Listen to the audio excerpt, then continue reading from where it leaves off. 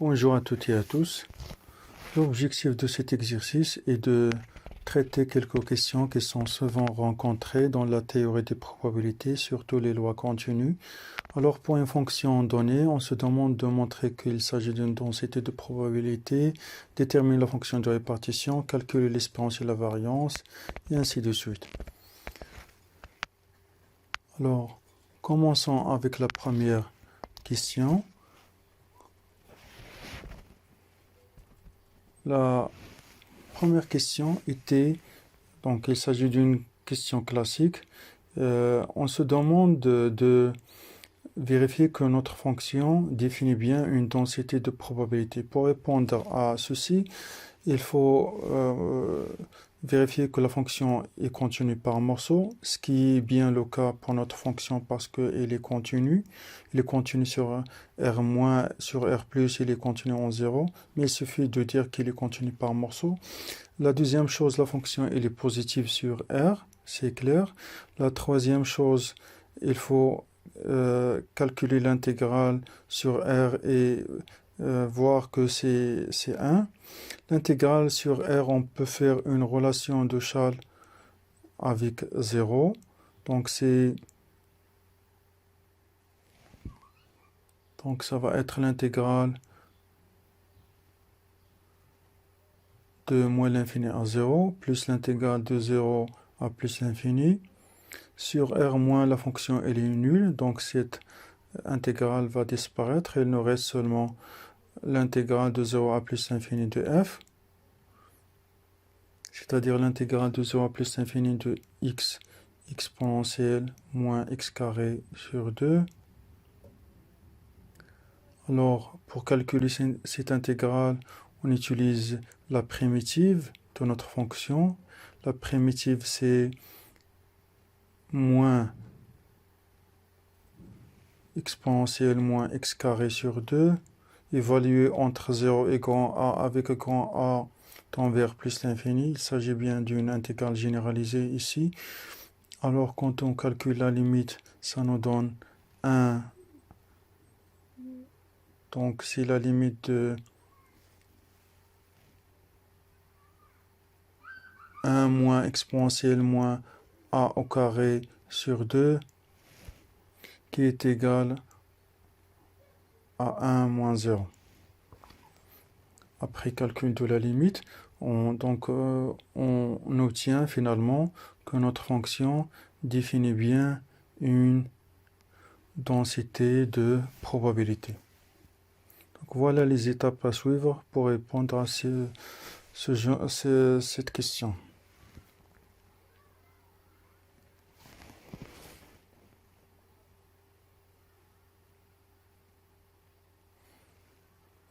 Passons maintenant à la question 2. La question 2 était tracer l'allure de f. Alors on va construire le graphe de f. Il est évident de voir que si x est inférieur à 0, f de x il est égal à 0. Donc sur R-, la fonction f est nulle. Si maintenant, alors on calcule la limite de f de x quand x tend vers plus l'infini. Ça va être la limite de x exponentielle moins x carré sur 2 quand x tend vers plus l'infini. Alors bien sûr c'est l'exponentielle que l'on porte sur x, donc la limite c'est 0. Et ainsi on va dire que la courbe de f admet comme asymptote horizontale l'axe des abscisses en plus l'infini.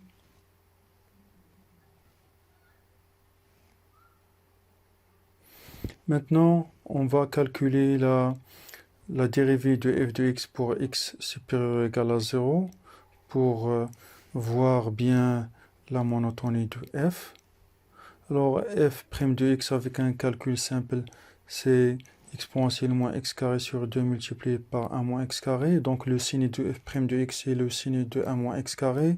On trace le tableau de signe de ce polynôme. Donc il s'annule en moins 1 et 1. Alors, ce qui nous concerne, c'est la partie de 0 jusqu'à plus l'infini. Sur 0, 1, elle est positive, donc la fonction elle est croissante. Sur 1 plus l'infini, la dérivée elle est négative, donc la fonction elle est décroissante.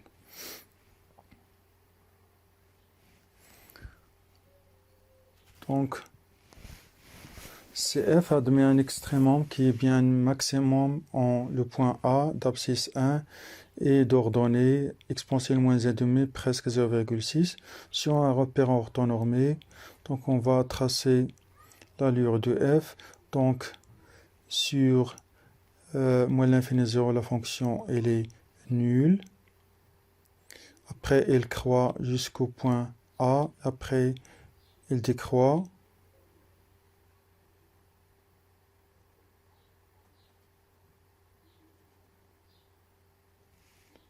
Et puisque la fonction dérivée il est nulle en le point A en 1, donc CF est là une tangente horizontale en ce point. Alors on voit bien que la courbe de f elle s'approche de l'axe des abscisses quand x s'approche de plus l'infini. La deuxième question, on se demande de déterminer la fonction de répartition. La fonction de répartition de la variable aléatoire grand X, par définition, c'est la probabilité que la variable aléatoire grand X soit inférieure ou égale à X. Donc c'est l'intégrale de moins l'infini à petit x de ft dt. Donc bien sûr, si x est inférieur strictement à 0, son image par la fonction de répartition c'est 0 parce que f est nul sur moins l'infini 0. Si x est supérieur ou égal à 0, alors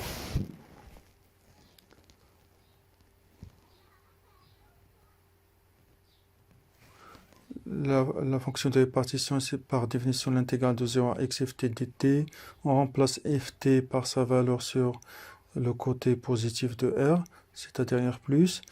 Donc, en utilisant la primitive, c'est moins exponentielle moins t carré sur 2, évalué entre 0 et x.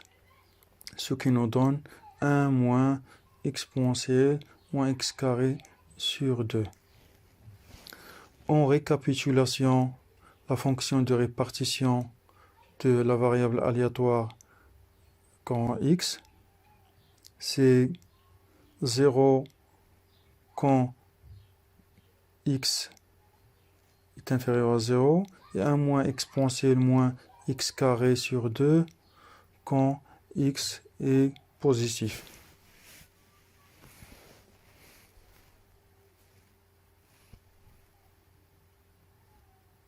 Passons maintenant à la question 3. Alors dans cette question, il s'agit de calculer l'espérance de x. Par définition, c'est l'intégrale sur r de x f de x. Mais puisque f de x il est nul sur moins l'infini 0, on va se contenter de seulement calculer l'intégrale sur 0 plus l'infini, ce qui nous donne l'intégrale de 0 à plus l'infini de x carré exponentielle moins x carré sur 2. On va procéder par une intégration par partie, ce qui nous donne entre crochet x exponentielle moins x carré sur 2, évalué entre 0 et grand A avec A tend vers plus l'infini, plus l'intégrale de, maintenant la dérivée de x c'est 1, donc exponentielle moins x carré sur 2.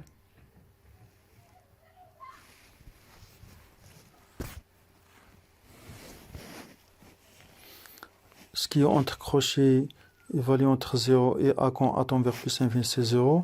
Ce qu'il nous reste c'est l'intégrale de 0 à plus infini de exponentielle moins x carré sur 2. On va utiliser l'indication qui nous dit que l'intégrale entre 0 et plus infini, l'intégrale de Gauss exponentielle moins i au carré, c'est racine de pi sur 2.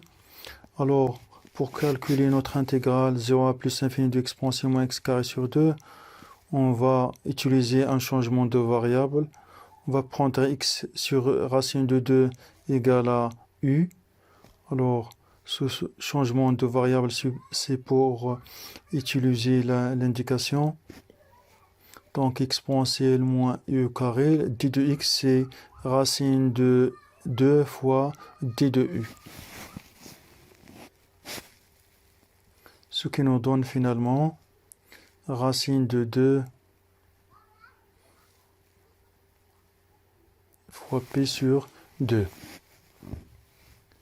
Et ainsi, ce que nous voulons calculer l'espérance de grand X, c'est racine de p sur 2 qu'on peut simplifier en racine de p sur 2 à l'intérieur de la racine.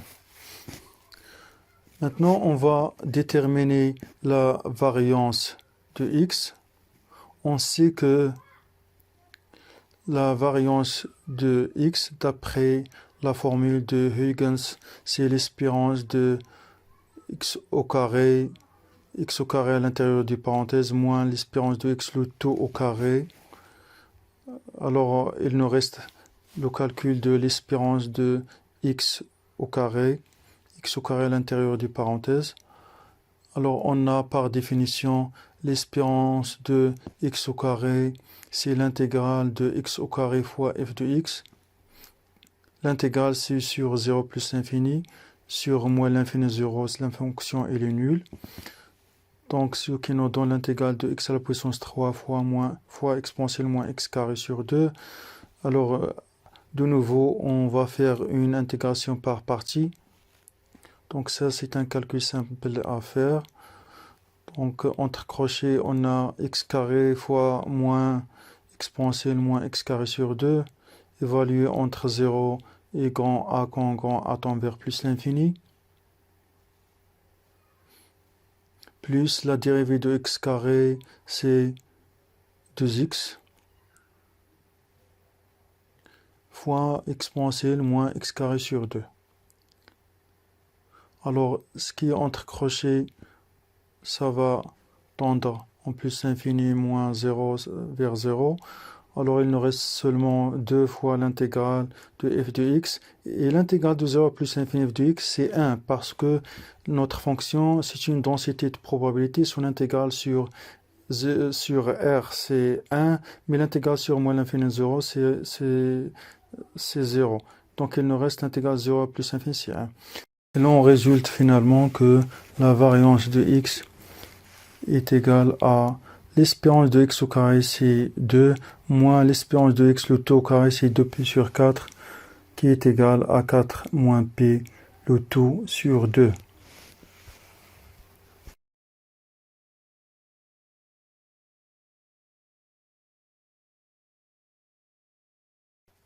On termine avec la dernière question. Alors, dans cette question, on se demande pour la variable aléatoire grand y qui est égale à x au carré, on se demande de déterminer la fonction de répartition de grand y et de montrer que grand y suit la loi exponentielle avec un paramètre à préciser. Alors notons f indice y, la fonction de répartition de y. Si y est inférieur à 0, alors f indice grand y appliqué à petit y, c'est la probabilité que la variable aléatoire y soit inférieure ou égale à petit y. Ça, c'est un événement impossible. Pourquoi? Parce que y c'est posé négatif strictement. Et grand y, c'est un carré. Donc, la probabilité d'un événement impossible, c'est 0. Si y est supérieur ou égal à 0, la probabilité, donc y est inférieur ou égal à y, cet événement, il signifie que x au carré est inférieur ou égal à y, ce qui est équivalent à l'événement x est inférieur ou égal à la racine carrée de y, et ainsi on obtient la la fonction de répartition pour la variable aléatoire y, c'est la probabilité que grand y soit inférieur ou égal à y, qui est égale à la probabilité de x soit inférieur ou égal à la racine de y.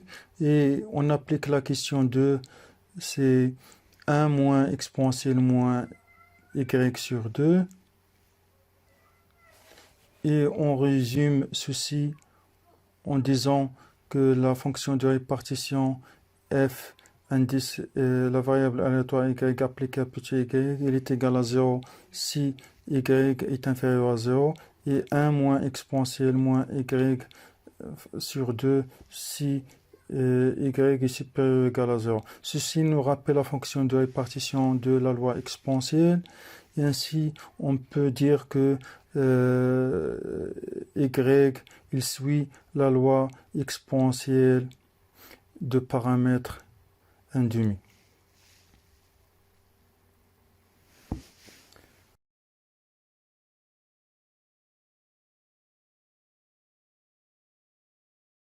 Ce qui achève la correction de l'exercice.